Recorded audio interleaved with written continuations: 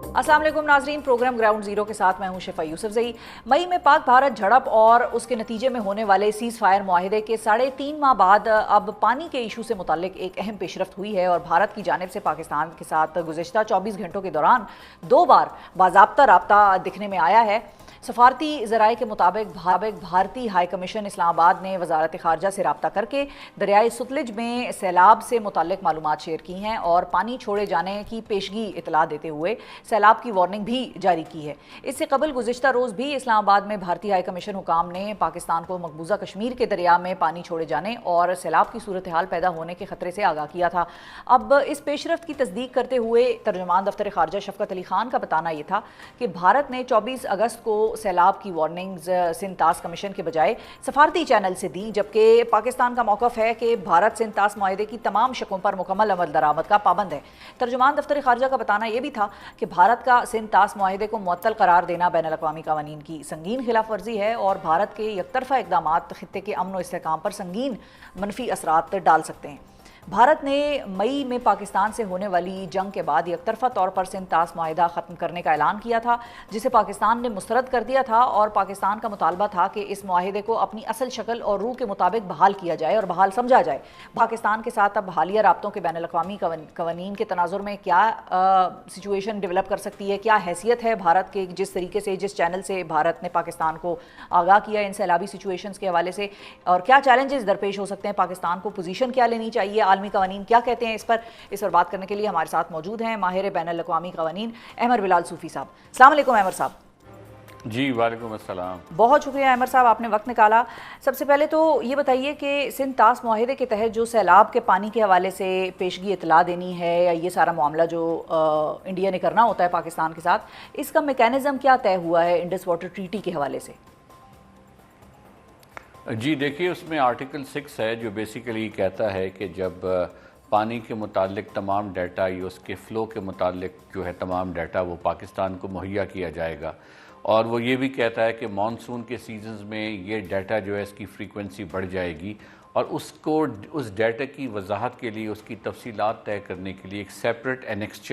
Annexure H जो है वो इंडस वाटर ट्रीटी के साथ मुंसलिक है, जिसमें इस तफसीली प्रोसेस की वजाहत होती है और जो नेचर ऑफ डाटा है वाटर के मुतालिक कितने पीरियडिकली दिया जाएगा उसकी तमाम तफासील मौजूद हैं। लेकिन ये भी है कि इसी मैकेनिज़्म में के तहत इंडस वाटर ट्रीटी का जो आर्टिकल 8 है वो ये डिटर्मिन करता है कि कम्युनिकेशन कैसे होगी, पॉइंट ऑफ कांटेक्ट जो है दोनों मुल्कों के दरमियान इंडस वाटर ट्रीटी के नीचे डाटा के ट्रांसफ़र के लिए परमानेंट कोर्ट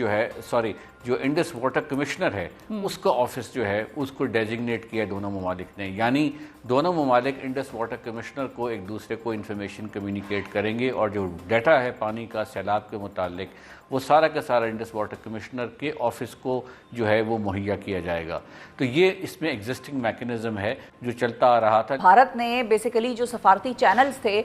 वो इस्तेमाल करके मज़ीद इसको वायलेट किया है, क्योंकि कम्युनिकेशन का मैकेनिज़्म तो इंडस वाटर ट्रीटी के तहत कुछ और है जो आपने बताया, और जो भारत इस वक्त जिस कम्युनिकेशन के चैनल को इस्तेमाल कर रहा है वो कुछ और है। जी वो आपकी बात पार्शली दुरुस्त है, लेकिन मैं उसको एक और तनाजुर में देखना चाहूँगा। इसमें एक पॉजिटिविटी इसलिए है क्योंकि हिंदुस्तान के अंदर या इंडिया के अंदर जब गवर्नमेंट में बैठ के डिस्कशन की गई होगी तो किसी ने ये रियलाइज़ किया होगा कि apart from Indus water treaty एक separate international law of an upper and lower riparian भी एग्जिस्ट करता है, जिसमें जो इस नौइयत के प्रेसिडेंट्स हैं उनके तहत वो बाउंड हैं कि ऐसा डाटा जिसका ताल्लुक फ्लड से है जो लोअर राइपेरियन को नुकसान पहुंचा सकता है उसकी कम्युनिकेशन इन एडवांस करनी ज़रूरी है। उसका एक फॉर्मल मैकेनिज़्म तो इंडस वाटर ट्रीटी में है, मगर उसके बाद उसके अलावा एक general duty under international law upper riparian के ऊपर है। तो मैं उसको इस तरह से देखता हूँ कि इंडस वाटर ट्रीटी जो अपर राइपेरियन की ऑब्लिगेशन को कोडिफाई करती है वो उसी ऑब्लिगेशन की रिकग्निशन में इंडिया को मजबूरन ये डाटा देने का फैसला करना पड़ा। जाहिर है चूँकि उन्होंने होल्ड इन अबेंस किया हुआ है तो उन्होंने चैनल डिप्लोमेटिक यूज़ किया, लेकिन इस बात की जो मुझे समझ में आती है वो ये है कि कहीं एक अल्टरनेटिव व्यू जो है वो जन्म ले रहा है इंडिया में उनके लीगल सर्कल्स में। اچھا، تو پھر ہم یہ کہہ سکتے ہیں کہ بھارت نے جو انڈس واٹر ٹریٹی کے تحت اپر ریپیرین کا جو ایک ڈیوٹی اس کی بنتی تھی وہ ڈسچارج کر دی ہے، یہ کمیونیکیشن کر کے اور یہ بتا کے کہ بھئی اپنے آپ کو آپ سیلاب کے لیے پریپیئر کر لیں اور ہم پانی کھولنے جا رہے ہیں وغیرہ وغیرہ. بھلے وہ انہوں نے جس طرح سے کمیونیکیٹ کیا ہے وہ انڈس واٹر ٹریٹی میں نہیں اس طرح سے گیون میکینزم کے تھرو، لیکن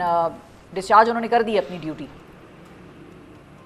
جی انہوں نے کسی حد تک کی ہے، کیونکہ اب یہ کتنا پیریوڈیکلی اپڈیٹ کرتے ہیں، وہاں اوبلیگیشن ہے پیریوڈک اپڈیٹ کرنے کی بھی، لیکن آپ نے کافی حد تک اس کو درست کنسیو کیا کہ انہوں نے اس ڈیوٹی کو ریکگنائز کیا ہے کہ بطور اپر رائپیرین یہ ڈیوٹی انڈس واٹر ٹریٹی کے اندر بھی لکھی ہوئی ہے، لیکن یہ ڈیوٹی جنرل انٹرنیشنل لاء کے پرنسپلز کے نیچے بھی انڈیا کے اوپر یہ ڈیوٹی کا